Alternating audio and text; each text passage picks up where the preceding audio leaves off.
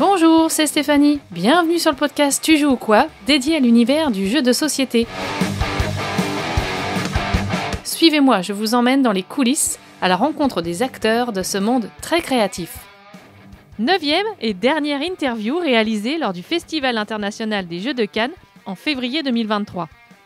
Carl Brière est le fondateur de Synapse Games, une maison d'édition québécoise. Il raconte pourquoi et comment il s'est lancé dans cette aventure en 2018. Aujourd'hui, je suis avec Carl Brière de Synapse Games, le fondateur de Synapse Games. Bonjour Stéphanie, ça va bien? Bah oui, très contente de te recevoir. Voilà. Merci, oui, moi aussi. Traverser de l'Atlantique pour qu'on se rencontre. Oui, en fait, c'est la première fois qu'on expose à Cannes, donc on est extrêmement fébrile d'être ici. Donc, je voudrais connaître un peu ton histoire. Voilà, comment on devient éditeur de jeux? Parce que, comment on se lance dans cette aventure? C'est une excellente question. En fait, ça fait plusieurs années que je suis dans le monde du jeu. J'étais dans la distribution, même pour un fabricant de jeux de société. Donc, j'ai vu différentes facettes, mais j'ai toujours eu le désir de travailler sur du développement et tout ça. Donc, éventuellement, à un moment donné, à la force des choses, je me suis dit, si je ne le fais pas maintenant de créer mon propre projet, je risque peut-être de le regretter quand je vais arriver à ma retraite et tout ça. Donc, je ne voulais pas vivre avec un « j'aurais donc dû », comme on dit au Québec. Donc, à un moment donné, j'ai décidé de me lancer. C'était en 2018 pour décider de fonder Synapse Games. OK, en 2018, donc tu sautes le pas. Je saute le pas, effectivement. Et donc, tu sautes tout seul? Je le saute tout seul. En fait, ça a été fait beaucoup en collaboration avec le Scorpion Masqué, parce qu'eux lançaient des cryptos. Et à l'époque, moi, j'étais directeur des ventes là-bas. Et j'ai dit, mais moi, j'aimerais ça lancer ma maison d'édition en même temps.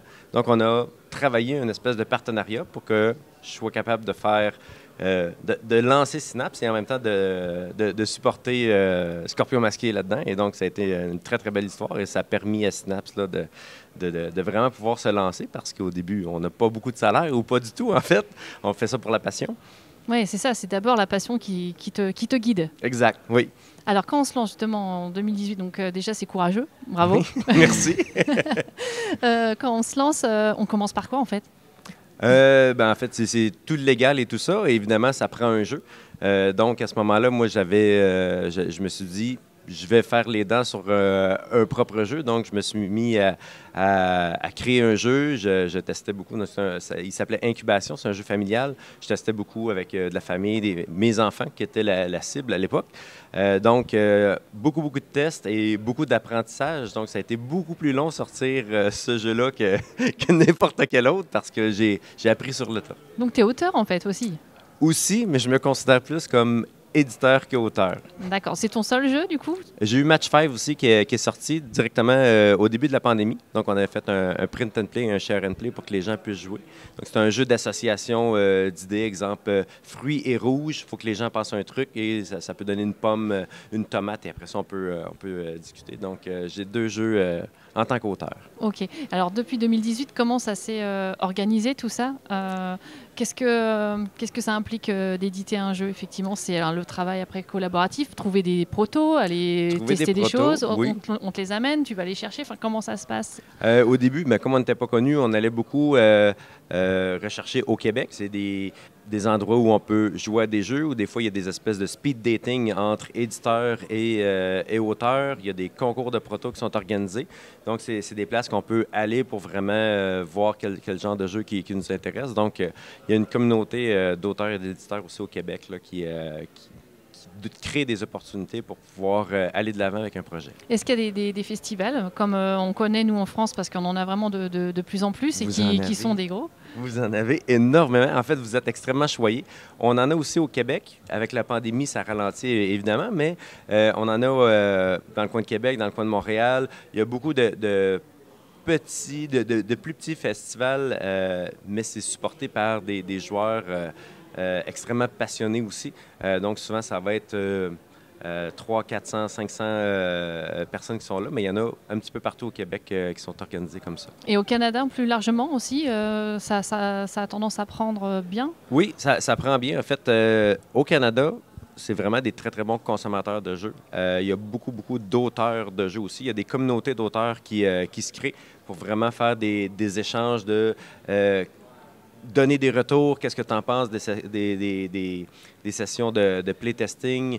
Donc, il y a vraiment une très, très belle collaboration à ce niveau-là aussi au Québec. Oui, au Canada. OK, donc il y a quand même un vivier, on va dire, absolument. De gens qui sont dans le milieu créatif aussi, autorat, illustrateurs, etc. Oui. Et justement, les jeux édités pour le moment, ce sont des auteurs québécois, illustrateurs québécois? On a des auteurs québécois ou canadiens. Récemment, on a commencé à travailler avec des auteurs un petit peu plus loin. Comme on a un jeu qui sort, c'est un auteur coréen. Donc, on reçoit par semaine environ 3 à 5 propositions de prototypes. Par semaine? Par semaine. Ah, oui. Donc, dépendamment des périodes de l'année, il y a des périodes plus creuses que d'autres. Mais pendant la pandémie, je dirais qu'il y a beaucoup d'auteurs qui ont eu du temps pour avoir des idées.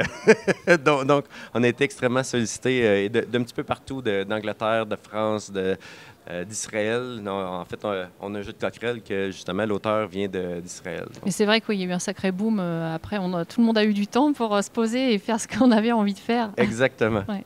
Et quelle est la ligne éditoriale de Synapse Éditions? Donc, pour nous, c'est vraiment des jeux familiaux, stratégie légère, des jeux qui sont faciles à jouer avec n'importe qui, mais qu'un joueur n'est pas ennuyé. Comme moi, je suis plus joueur que la majorité des gens dans mon entourage, ma famille, mes amis et tout ça. Et pour moi, c'est important qu'un soit capable de jouer au jeu et qu'il ait du plaisir, mais que moi, j'en ai aussi. Donc, c'est vraiment l'esprit d'avoir un jeu facile d'introduction, mais qui a une subtilité, un petit plus après pour contenter le joueur aussi. Alors là, le catalogue, il comporte combien de jeux et quel jeu, en fait? Quel jeu? Un qui a été très, très connu, il y a Crazy Tower, qui est un jeu de blocs dextérité avec un mode saboteur dedans. Il y a eu Quattle aussi, jeu de serpent aztèque et tout ça, qu'on a fait une version jeu de cartes aussi. Match 5, Foilier, qui sont des jeux plus d'ambiance. Donc, au total, on est rendu à environ 7 jeux édités qui sont commercialisés. En plus d'autres sorties, donc tous nos jeux pour 2023 sont déjà complétés. En fait, on peut tous les tester en bas ici. Et même, on commence à travailler sur les jeux 2024-2025. D'accord. Et alors, comment on distribue tout ça après? Est-ce que tu es à la fois distributeur ou est-ce qu'on a fallu chercher aussi à ce niveau-là? Il a fallu chercher. Donc, on travaille avec des distributeurs un petit peu partout dans le monde. Je dirais, exemple comme Quattle est disponible dans 22 langues. Donc, il a fallu vraiment démarcher. Et c'est en allant à Cannes, à Essen, dans des salons internationaux qu'on peut voir ça, où il y a des gens qui nous connaissent directement, ou il y a des gens que je connaissais aussi. Mais à la base, ça prend des jeux qui intéressent ces distributeurs-là, parce que l'offre est tellement grande. Donc, s'il n'y a pas de plus-value, pourquoi ce jeu-là est important dans leur catalogue, à ce moment-là, ça va être plus difficile de trouver un distributeur. Et souvent, c'est ce que je dis aux auteurs. Dis-moi pourquoi ton jeu est unique. Fais pas un jeu comme les autres, démarque-toi. Donc, c'est vraiment un truc très, très important qu'on cherche. Alors, on a, en tant qu'éditeur, une multiple casquette en finale. Oui. À la fois, effectivement, dénicheur de talent, chef de projet, graphiste peut-être, etc. Oui. Alors, tu as démarré tout seul. Comment ça évolue au fur et à mesure? Et quels sont ces différents métiers, finalement? C'est vraiment différents métiers. En fait, j'ai commencé seul, mais j'avais quand même des amis qui m'aidaient, qui, justement, en termes de graphisme et tout ça, parce que moi, en informatique, c'est pas moi qui c'est pas moi qui ai le lead. Hein? Donc, ils faisaient ça le soir, les fins de semaine pour m'aider et tout ça, et ça a permis de faire prendre vie des projets. Maintenant, on a des gens qui travaillent à temps plein avec nous. Il y a des gens à contrat aussi. Donc, on fait vraiment évoluer les choses, mais il y a des gens qui sont vraiment en charge des communications marketing. Et c'est deux trucs relativement différents. Les communications, vraiment créer tout ce qui est réseaux sociaux. Et le marketing, c'est comment pousser l'information, comment faire des communiqués de presse. Directeur artistique aussi, de quoi le look aura l'air. Il y a tout l'aspect production, qu'est-ce qu'on met dedans, la qualité des matériaux. L'écriture de règles, c'est un métier en soi. Et c'est une des plus grandes barrières aux jeux de société. Si les règles sont incompréhensibles, ça va avoir un impact directement sur la perception, l'expérience qu'on va avoir. Donc, c'est comment écrire les règles clairement, dans pas trop de mots, dans le bon ordre, de façon constante. Exactement. Aussi. Donc, après ça, il y a tout le travail de traduction aussi. Donc, il y a beaucoup de traducteurs qui travaillent dans le domaine aussi. Voilà, donc en fait, on s'entoure aussi. Toi, tu fais, mais il y a aussi des collaborateurs ponctuels, c'est ça? Exactement. Parce que moi, dans le fond, je suis un généraliste, mais tu sais, c'est pas moi qui va faire la traduction en allemand ou même en anglais. Je vais réviser, mais c'est pas mon boulot de base. Donc, on s'entoure vraiment de gens qui sont spécialisés dans chacun de ces domaines-là. Alors justement, j'arrive avec une idée, je te propose un jeu, tu es intéressé. C'est quoi la suite? Vraiment le cheminement? La suite, exemple, je reçois une proposition, je parle avec l'auteur, on teste le jeu, bien sûr, et après ça, je vais le tester avec l'équipe en interne aussi pour avoir leur ressenti. Parce que un jeu, une fois qu'on le signe, nous, on fait 2 ou 3 jeux par année. Donc, c'est pas tant que ça. Il faut bien les choisir. Et c'est important d'aimer le jeu parce qu'on va le tester au moins une centaine de fois, si c'est pas plus. En fait, 100 fois, c'est relativement peu. Donc, il faut être sûr que les membres d'équipe qui vont vraiment travailler sur le projet, ils sentent qu'il y a quelque chose qui va les transporter, qui vont vouloir aller plus loin avec, parce que même si le jeu est édité, après ça, il faut continuer à le supporter. Bien sûr, il faut l'affinité, un peu le coup de cœur. Exactement. Donc, une fois que l'équipe, on sent qu'il y a un très, très bon ressenti, on parle avec l'auteur, parce qu'on veut parler, c'est quoi notre vision du jeu, puis échanger avec l'auteur, parce que des fois, on n'a pas du tout la même vision. Donc, à ce moment-là, ça va être plus difficile, donc on décide de ne pas nécessairement poursuivre. Mais si on a la même vision, c'est comment on peut développer le jeu, quelle tangente aussi, quand on pense sortir le jeu, parce que c'est impossible qu'en dans 6 mois, un jeu puisse arriver sur les tablettes. Donc, il y a tout ce principe-là. Il y a des auteurs qu'une fois que le jeu est signé, ils ne veulent plus continuer à travailler sur le projet. Et il y en a d'autres qui veulent pouvoir continuer à pousser le jeu jusqu'après la sortie. Donc, il y a vraiment plein de sortes d'auteurs, plein de sortes d'éditeurs, ça dépend vraiment. Donc, c'est pour ça que c'est important d'avoir des échanges ouverts avec les auteurs aussi. Ce qui est sûr, c'est qu'il faut une relation de confiance énorme. Une fois que, voilà, je pense qu'on a lancé le projet. Oui. Ouais, tout le monde. Et parce qu'une fois que, pour nous, une fois qu'on signe un jeu, il y a des bonnes chances que ça prenne 2 ans avant qu'il arrive sur le marché. Donc, ça veut dire qu'on a une relation de confiance, de communication, et souvent, il va arriver des situations imprévues. Le développement, c'est plus long, les illustrations, c'est plus difficile et tout ça. Il peut y avoir des retards donc, ou des complexifications au niveau du développement qu'on ne sait pas comment déboguer un truc. Donc, il faut vraiment avoir un échange très ouvert, très, très facile, parce que je vois vraiment ça comme une collaboration. Et c'est pas rare qu'on va travailler avec le même collaborateur ou la même collaboratrice plus qu'une fois.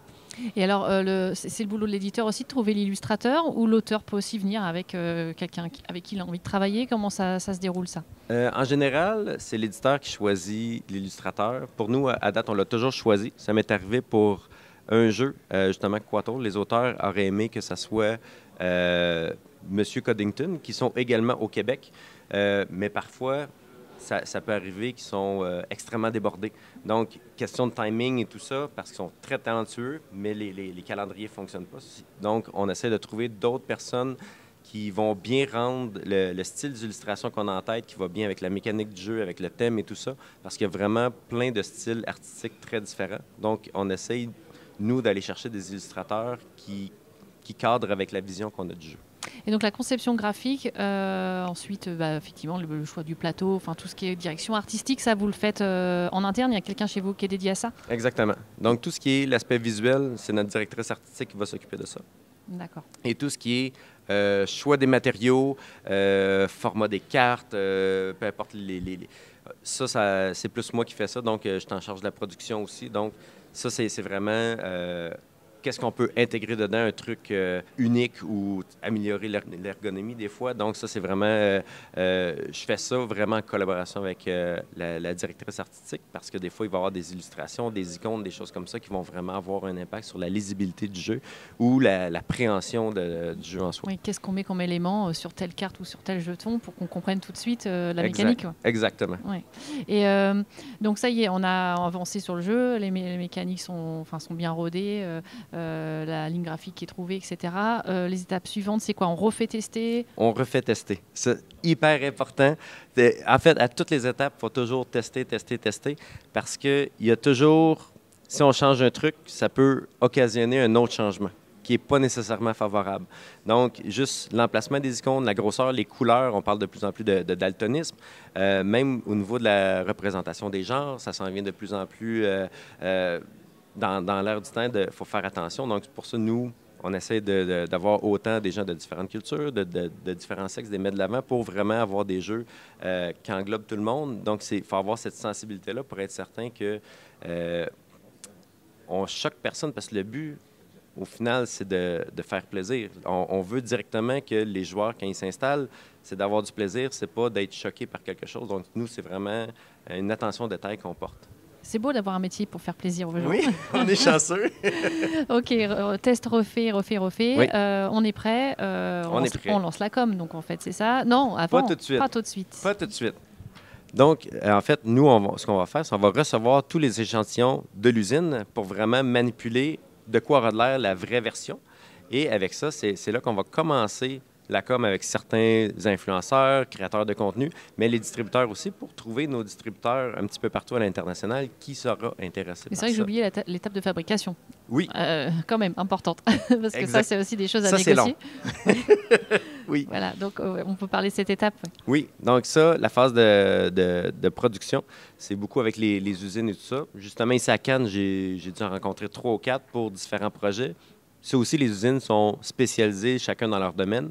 Il y en a qui sont de très bons imprimeurs. Il y en a d'autres, si c'est des jeux très complexes avec de la figurine, vont être meilleurs que d'autres. Donc, chaque usine est spécialisée aussi. Donc, c'est de savoir lesquelles sont spécialisées pourquoi. Contrôle qualité aussi. C'est sûr que les prix, les délais de production et tout ça. Donc, tout ça est pris en compte en fonction de chacun des jeux. Ben voilà, parce qu'il faut aussi pouvoir mettre un prix sans doute raisonnable derrière tout ça. Exactement. Aussi. Un jeu de cartes à 45 €, c'est plus compliqué. Oui, effectivement. Est-ce que vous avez justement ce qu'il faut au Québec sur la production, sur l'aspect production? En fait, on a des imprimeurs papier, mais dès qu'on arrive avec des contenus plus, exemple des dés, des sabliers, des crayons feuilles, des choses comme ça, c'est beaucoup plus compliqué. Donc, il faut les faire venir d'un autre pays.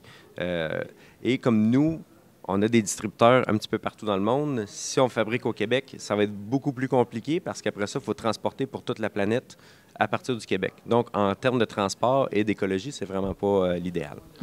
Alors, du coup, là, on a fabriqué notre jeu. On décide un nombre d'exemplaires parce que oui. Voilà. Et ça se décide aussi comment? Du coup, avec le distributeur, justement? Beaucoup les distributeurs. Okay. Pour voir c'est quoi le potentiel, combien ils pensent aussi, parce que trop produire, c'est pas bon non plus, mais trop peu produire, c'est pas bon. Ça crée des frustrations et souvent, ça peut créer la mort d'un jeu. Et régénérer des coûts, surtout aussi. Exactement. D'accord. Une fois que le jeu est produit, il y a tout la logistique, les transports, les douanes, réserver les conteneurs, tout ce qui est test de sécurité aussi pour être certain qu'il n'y a pas de plomb dans la peinture et un paquet d'autres trucs. Donc, surtout que nous, on fait des jeux familiaux, même un peu pour enfants. Donc, c'est hyper important de s'assurer que nos produits soient sécuritaires. OK. Donc, ça y est, on a notre distributeur, etc. Donc là, on lance la communication. On a un plan de com? Un plan de com, effectivement, que nous, on fait sur une année au moins.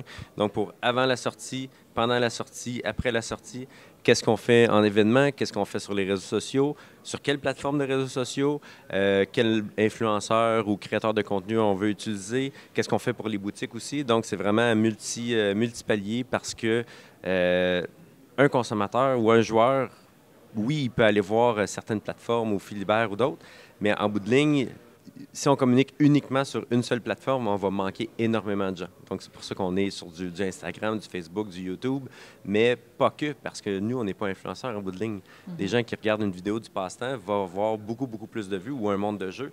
Donc, c'est pour ça qu'il y a comme des échanges qui se font avec eux pour aider la promotion du jeu aussi. Bien sûr. Et puis être présent sur les salons, effectivement. Exactement. Pour faire jouer. Oui, et c'est hyper important. En fait, nous, c'est la première fois qu'on est à Cannes pour avoir accès à nos joueurs français, parce qu'on en a au Québec, mais la réaction peut être très différente, ou le type de public, puisqu'à Cannes, c'est relativement familial, où il y a quand même des gros joueurs, mais il y a beaucoup de public famille, et c'est directement notre cible à nous, principale. Donc, c'est hyper important de voir la réaction, comment les gens manipulent le matériel, les réactions des gens, est-ce qu'ils comprennent les règles, à quel point ils sont capables de s'approprier le jeu rapidement, et ça nous aide pour la suite de quel type de jeu convient bien à cette cible-là? Est-ce qu'il y a des choses à améliorer? Parce que le but, c'est tout le temps de s'améliorer. C'est différents jeux, mais on apprend quelque chose à chaque projet. Oui, je veux bien croire. Est-ce que justement au festival, enfin sur ce genre de festival, on rencontre aussi des auteurs qui proposent des protos? C'est aussi cette occasion-là? Oui, exactement. Justement, j'ai eu plusieurs propositions. Et étrangement, le type de jeu proposé entre le Québec ou la France, c'est différent. Même sur le Canada anglais, États-Unis, c'est différent aussi. Le type de jeu est différent. On parle souvent d'exemples de jeux euro ou Ameritrash. Donc, il y a vraiment, au niveau de la culture, des jeux très, très différents. Et on le voit aussi en Asie. Les jeux aussi sont très, très différents. Donc, il y a le côté culturel a un impact direct sur le type de jeu parce que, dans le fond, c'est qu'est-ce qui nous inspire, qu'est-ce qui nous entoure, à quoi on joue, qu'est-ce qu'on regarde et qu'est-ce qu'on entend. Il y a énormément de culture en France, donc ça a forcément un impact sur l'inspiration et la création d'un jeu. Ok, donc c'est toujours aussi très constructif ce Vraiment. genre d'événement. Ça vaut le déplacement? Ça vaut vraiment le déplacement. On va être ici l'an prochain, c'est sûr. Ok. Synapse Games, c'est pourquoi le nom? Le nom, en fait, moi, ma formation, c'est vraiment pas dans le domaine créatif, c'est plus dans le domaine scientifique. Donc, j'étais en recherche pharmaceutique. Et donc, les synapses dans le cerveau, ça sert à créer des connexions dans le cerveau. C'est là qu'on apprend des choses, que notre main bouge et tout ça. Et je trouvais que les jeux, c'est un excellent vecteur pour créer des connexions entre les joueurs. Donc, c'est pour ça que j'ai appelé ça Synapse Games. C'est clair, depuis qu'on joue, on n'a jamais rencontré autant de monde. Effectivement. Et les projets, alors les projets 2023, voilà, qu'est-ce qui sort cette année et quelle est la suite? Quels sont les projets? En fait, cette année, ça sort en boutique début mars. On a Juki Juki, qui est un jeu de coquerelles qu'on vient écraser avec des tapettes en forme de tongue, qui est un jeu pour enfants, jeunes familles et tout ça. Et en fait, ça claque beaucoup en bas. Ensuite de ça, au printemps... Pour se défouler, ça. Ah oui, vraiment. On entend rire. Même des tables juste d'adultes, ça rit très, très fort. Donc, justement, pour voir les réactions des gens, ça, c'est vraiment top. Ensuite de ça, vers la fin du printemps, nous allons avoir Tell Me More, qui est une coédition avec Life. Donc, il y a un jeu ensemble, nous allons raconter une histoire. On a une mise en situation très, très courte avec 4 mots-clés. Ensuite, on part une minuterie de 2 minutes. Et à la fin des 2 minutes, on tourne la carte et il y a 5 questions. Donc, un joueur va lire la première question et sans se consulter, tous les joueurs doivent répondre la même réponse en même temps.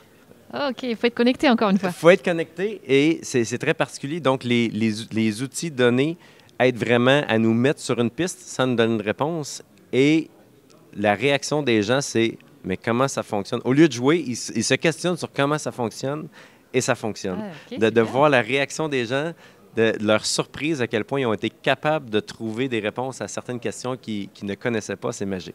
OK, très intriguant. Et vers la fin de l'été, en fait, dernière semaine d'août, première de septembre, on a un jeu de pose de tuiles qui s'appelle Pyramido. Donc, chaque joueur va construire sa propre pyramide avec des tuiles de type pyramide.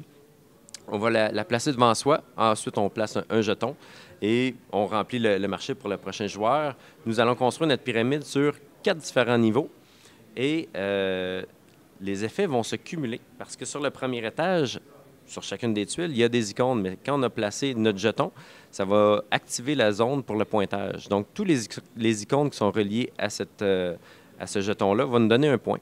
Mais pour le deuxième étage, on va ajouter des tuiles en laissant en bordure une seule zone de tuiles. Donc, on va voir encore des icônes du premier niveau pour atteindre le deuxième niveau. Donc, il va y avoir une espèce d'effet de scoring à multiples paliers. Donc, ça va aller de façon exponentielle et il y a tout un système vers pour bloquer... l'anticipation, là. Oui, exactement. Et bloquer les autres parce qu'on ne veut pas qu'ils scorent certaines couleurs et tout ça. Donc, c'est hyper simple. On a fait un livret de règles de façon IKEA, qu'on appelle. Donc, une ligne, une image pour vraiment faciliter l'appréhension du jeu. D'accord, mais ça va être un peu casse-tête, du moins peut-être compétitif et casse-tête. Oui, en fait, c'est vraiment le jeu que, quand j'ai créé Synapse, c'est ce que je voulais atteindre au niveau de... J'ai joué avec ma belle-mère de 70 ans qui joue à des jeux de type Uno et des trucs comme ça. Elle est en mesure de jouer et dès le deuxième étage, « Ah oui, je peux faire ça. » Et après ça, au troisième étage, « Ah oui, je peux aller te bloquer. » Donc, un premier joueur est extrêmement récompensé et se sent vraiment bon très, très rapidement et son niveau de jeu augmente. Et les joueurs expérimentés, au début, ils font « Oui, c'est sympa et tout ça. » Arrive le deuxième niveau, là, il fait « Ah oui, c'est pas mal finalement, c'est malin. » Et arrive à la fin, il dit « Mais c'est vraiment plus compliqué que ce que je Il y m'attendais. » a une belle courbe de progression. Exactement. Donc, chaque joueur vraiment trouve son compte et plus on veut se donner du mal, plus on va s'en donner. Donc, on se crée ses propres problèmes. Ok. Et alors, quelle est l'ambition pour Synapse Games, pour toi, pour ton équipe? En fait, nous, il faut qu'on ait plus de personnes parce qu'on est encore une petite équipe. On est 3 personnes à temps plein. Donc, on veut continuer d'engager pour avoir des plus beaux produits, des produits encore meilleurs. Présentement, on termine tout le développement de nos jeux de 2024. On a même commencé des illustrations. On a même commencé à en présenter ici quelques-uns. Donc, on veut vraiment améliorer notre niveau d'édition. Là, on commence à mieux savoir qui est Synapse Games, parce qu'au début, on essaye beaucoup et tout ça. Donc, on trouve notre zone de confort, mais on ne veut pas rester dans notre zone de confort. Donc, c'est toujours se surpasser et tout ça. Présentement, je suis très confiant des jeux qu'on va proposer cette année et l'an prochain. Alors, je souhaite bonne chance, en tout cas, pour l'équipe, pour toute la suite, pour tous ces jeux qui sortent.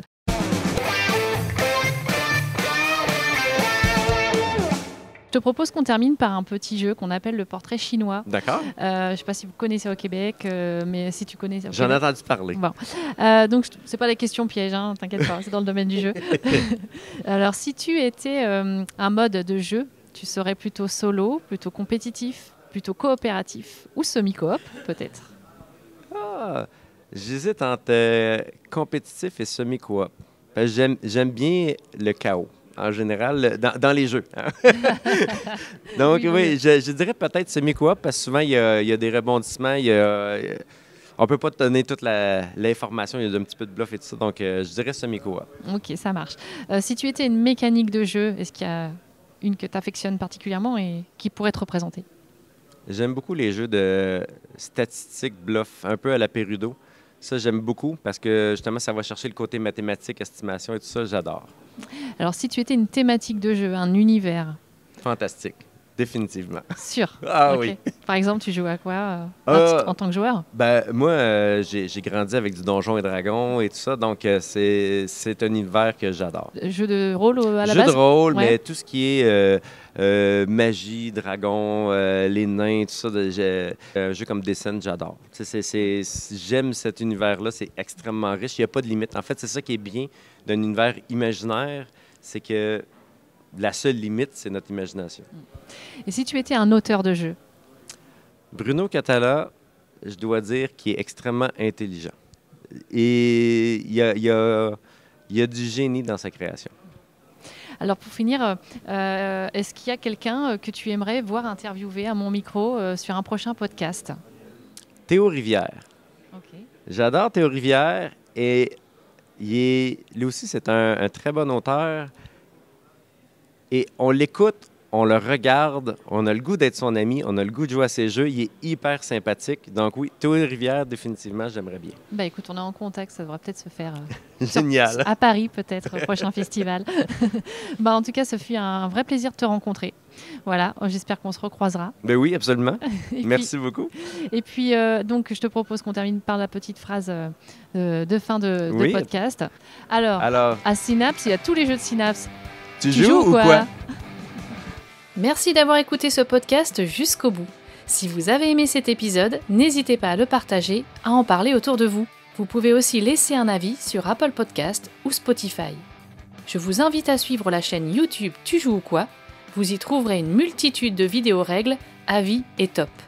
Si vous avez des idées de personnes que je pourrais interviewer, dites-le moi en commentaire sur les réseaux sociaux de Tu joues ou quoi. À bientôt pour un nouvel épisode.